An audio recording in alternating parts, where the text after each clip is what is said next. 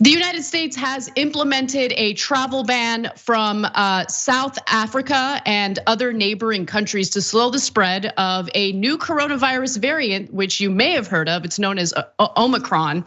And at the same time, pharmaceutical companies that have created coronavirus vaccines are scrambling to test the efficacy of the vaccines against this new variant. In fact, NIH Director Dr. Francis Collins went on Fox to discuss more details about the potential severity of this variant. But let me just be clear right off the bat and state that if you're panicking already, stop panicking. There's still a lot that we need to learn about this variant. Without further ado, here is the director of the NIH. Remember the picture of this virus, that it has these spikes on its surface, which are made up of protein. That's the part of the virus that has to find a receptor on your cell to get inside. So there's sort of a lock and a key there. And this one is apparently able to still do that. It's infecting people. But the shape of that protein is different because of these 30 plus mutations, so that it looks a little different. So if you've raised antibodies against that from previously being infected or from being vaccinated, the question is, will those antibodies still stick to this version of the spike protein, or will it evade that protection? We need to find that out. To be honest, though, that's going to take 2 or 3 weeks in both laboratory and field studies to figure out the answer. And that's what all of us as scientists want to know. So if you choose to panic today, you will continue panicking for about 2 to 3 weeks before you know for certain whether or not the vaccines can withstand this new variant. And so I frame it that way because I just feel like there's already a lot of worry, people freaking out about it. And I just think that this story is too premature, right? Like, it's too early to panic. We still need to see what the results of these studies will be, whether or not the vaccine is able to withstand it. The messages that we're getting from health experts right now is that people should go through with their booster shots. If you haven't been fully vaccinated yet, you should get fully vaccinated, because that still has proven to be the most effective way in preventing hospitalization and death from coronavirus. Also, I just want to note that there has been a travel ban from 8 different African countries, as I mentioned earlier, South Africa and its neighboring countries. And the reason for that is because this variant was first discovered in South Africa and it's already spread. I mean, it's very likely that it's already here in the United States, although we haven't had any reports of the first case yet. They've already found cases in Canada, which again indicates that it's very likely that we already have that variant here in the United States. The travel ban is meant to slow, not stop necessarily, but slow the spread of this variant. And there's a lot of debate about that. Cenk, why don't I bring you in? What do you think about everything that's been going on with this new variant? Okay, my first reaction was, oh, for God's sake, not again. And so this was gonna delay my mask burning party that I was gonna do. Okay, I'm not actually going to do one, but I kind of want to, let's be honest about it. I hate the masks. I've been wearing them this whole time because I'm a good person, but it really irritates my face. And my face is irritated enough as it is. All right, but there is a time to panic. I've told you that many times on the show, but it is rare. And this is not one of those times.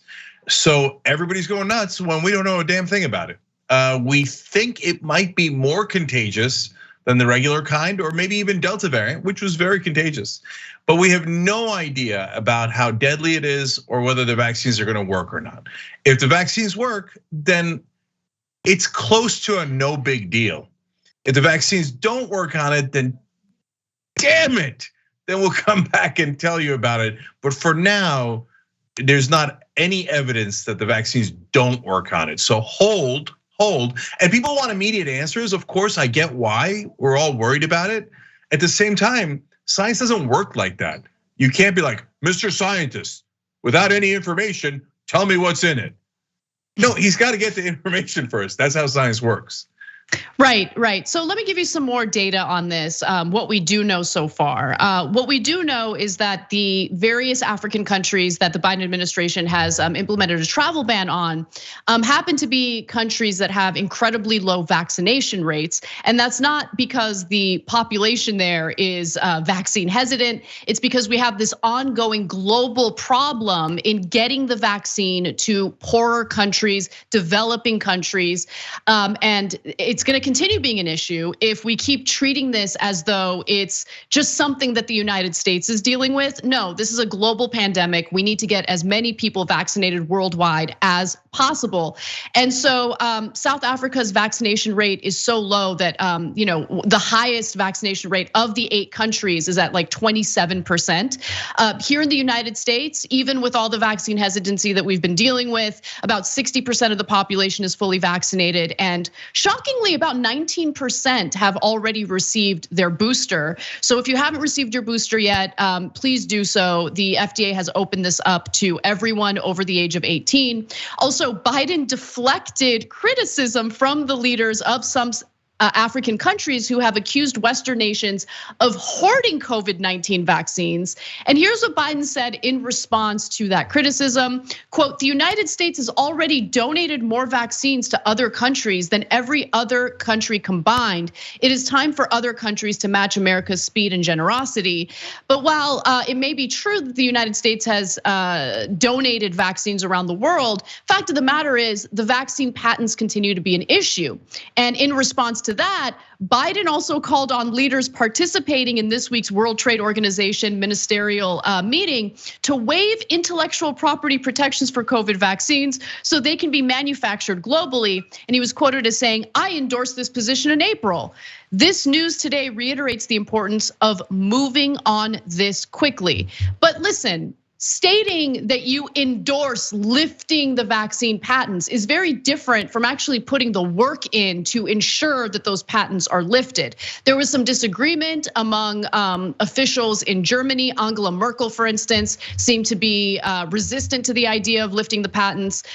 There should be some pressure applied to any world leader who's standing in the way of making this happen. Because again, this is a global pandemic. This is not about any individual country. It's about us coming together internationally to ensure that as many people we can get vaccinated, we make it happen. Because if we don't, this is just another variant, and we're going to expect more in the future as the virus mutates among unvaccinated individuals.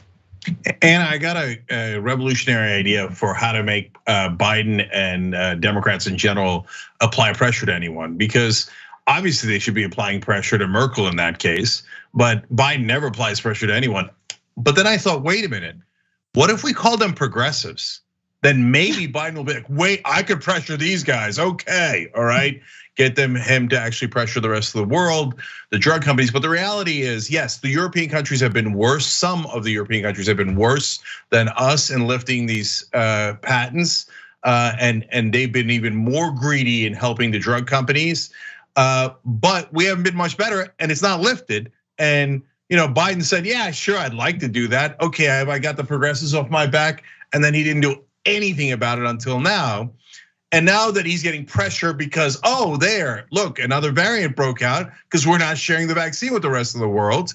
Then all of a sudden he's like, "Oh yeah, it was Merkel," and I said it back in April. Get out of here. Yeah, exactly. But look, Cenk, I don't want this to be all doom and gloom. I do want to look at some numbers regarding where we are with coronavirus cases, but also where we are with coronavirus deaths. Because fact of the matter is the vaccine has proven to be very effective. And if you compare the numbers in the United States to where we were in February, for instance, I mean, we've made some significant progress, right? So let's take a look at this graph put together by the New York Times using their data tracking COVID cases. So if you see November 28th, that's yesterday, new cases, that's a lot, 23,950.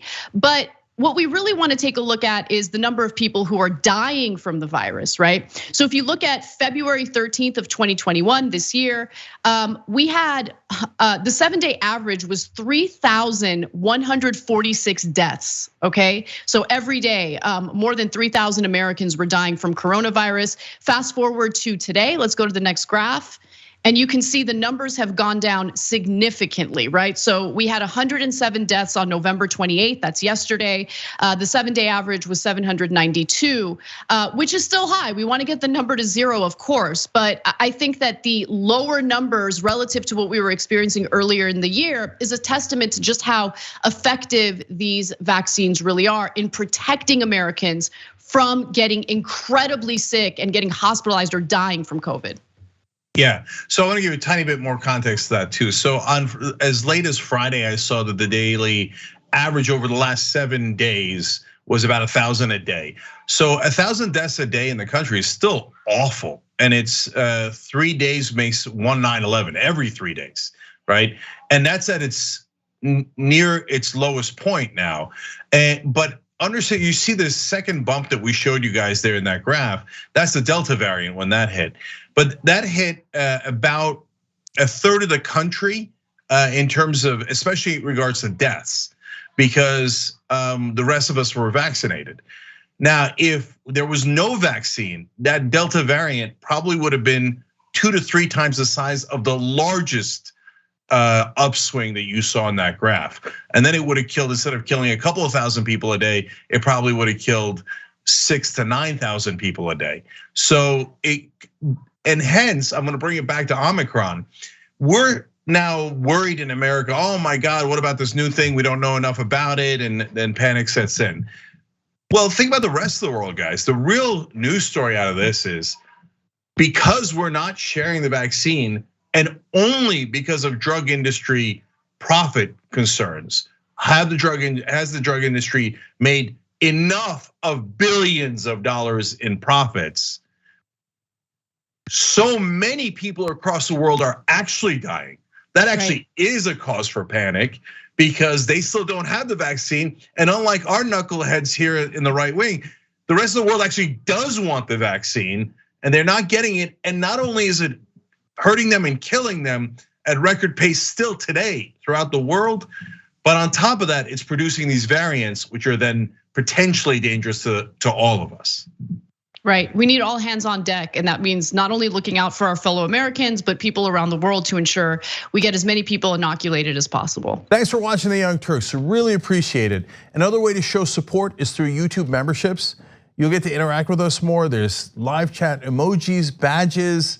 You've got emojis of me, Anna, John, JR, so those are super fun. But you also get playback of our exclusive member-only shows and specials right after they air. So all of that, all you gotta do is click that join button right underneath the video. Thank you.